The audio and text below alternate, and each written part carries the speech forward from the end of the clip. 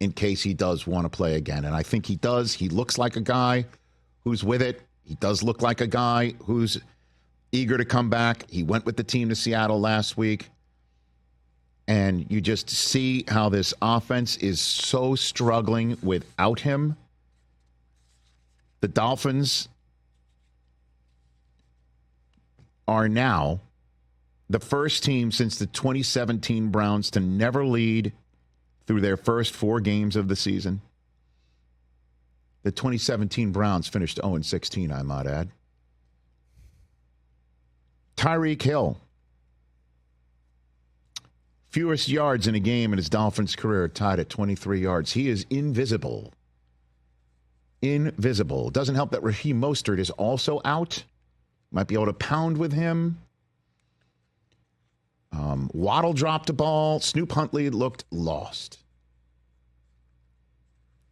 Already 4 different quarterbacks have touched a football for the Dolphins so far this season. The Titans got their first win of the season, and we'll talk about them later on. And I apologize to Titans fans who know I'm high on their team. I chose them as one of my AFC sleeper team. And they have got some parts, man. Tajee Spears and Pollard and D-Hop and Ridley. They did it without Jeffrey Simmons last night, too, which would be helpful, one would think, for an offense that is struggling. As the Dolphins now rest under 500 through 4 games for the first time under Mike McDaniel, who is looking like a man in search of an answer that he knows is going to be elusive. Mike, do you need significant changes to your offense, do you think? Yeah, I mean, everything's on the table. That you can't argue that the offense is good or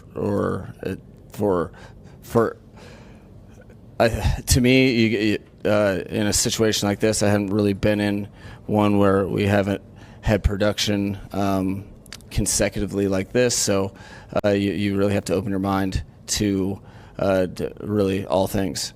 Yeah, dating back to the second to last week last season, the Dolphins are averaging 13 points a game. Whew. That's the 3rd worst in that span, so it kind of leaks back to last season when things started going hanky for them, but then this year as well. And the only thing I would push back on here, again, at 1-3, is if there's any team, and I said the same thing, it's amazing that we're seeing another team in the same division deal with the same problem and the same question that is crystal 2020 hindsight. To have hardly a backup plan at quarterback that you could count on. When your starting quarterback, and last year in the case of Rodgers, pushing 40 behind an offensive line that we were wondering could protect him, and we all know the answer to what happened there. I know Tua went through last season without a concussion problem. You signed him a $55 million a year deal. And Skylar Thompson did not really acquit himself all that well when he had playing time prior to Tua going through an entire season without having a concussion, thank goodness for him and the Dolphins. But it's an easy look, because an easy low-hanging fruit to pluck here. And I know he got hurt in Seattle, and then, they released him, Mike White. They went with Tim Boyle. He wasn't the answer, so they plucked Snoop Huntley off of the practice squad in Baltimore, and he looked lost. I don't know. I mean, whatever, LaFleur did for Malik Willis, Mike McDaniel, who is a brilliant offensive mind, has got to figure something out for Snoop Huntley, and fast. They couldn't take advantage of a winless team being in their house without their best defensive player in front of them, and they got run over by Tajee Spears and Tony Pollard and that, Bill Callahan coached Maulers up front. They got run over.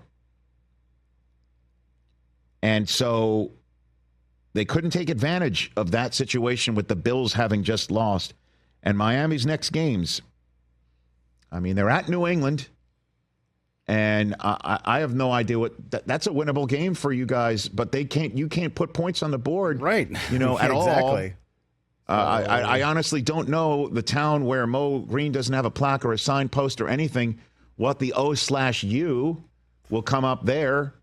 That might be one of the lowest ever of the season. Right, and then they've got to buy. So 35. And then Tua, I believe he's got to sit 4 games, not 4 weeks. You're right, 4 games. So at Indianapolis, they're going to go in there again. And I don't know. Can you depend on somebody who needed to be IR'd from a concussion with his history? Can you depend on that guy? Do you reach out for somebody else at the quarterback spot? Because Skylar Thompson didn't look like the it guy either. And it's going to drip away fast. So I feel for the Dolphins, but this is a bed they kind of made with their quarterback roster. And it's an easy one to say. Trust me. That's all Jets fans were pointing out last year. Zach Wilson ain't it, and that's your backup plan to the damn near 40-year-old who were wondering if he could be protected? Like that was your plan? Which is why the Jets went and got Tyrod Taylor on the spot. And I'm wondering if the Dolphins should figure out, I don't know, what other team is going to cough up their second-string quarterback. Even the Steelers. Everybody's like, oh, it's Justin Fields. Everybody's one snap away from figuring out if their quarterback depth is appropriate or not. Right. Steelers are in a great position. I wouldn't. Who's going to trade that guy away in week 4 to 5? Nobody. So, red alert